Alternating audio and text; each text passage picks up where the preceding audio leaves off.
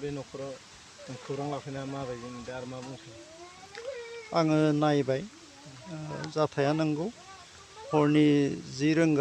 रिंगासोआव मासे मैदेर फैनानै बे बिथां दैमारिनि न'खराव महेश्वर दैमारिनि न'खराव माइ दुलिसे इन्जुरखौ बोख्लाबनानै मासे मैदेरा बे दुलिखौ बामखांनानै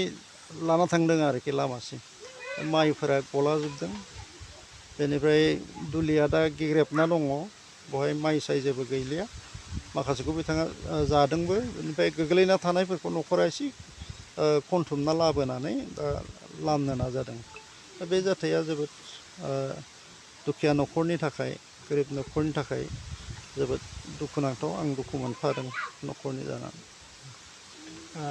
बिथांमोननि अनसुंथाइनि थाखाय माबाफोर राहा खालामनो हागोन नामा आङो डिपार्टमेन्टआव गांसे दरखास्थ' होनानै जगाजग खालामनो थिनदों आरो NGO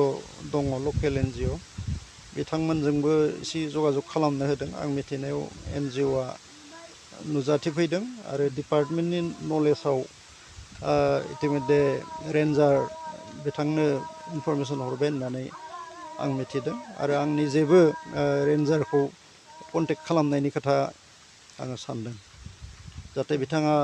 डिरेक्टरजों रायज्लायनानै क्षतिपुरननि थाखाय माबा मोनसे राहा लायो बेनि थाखाय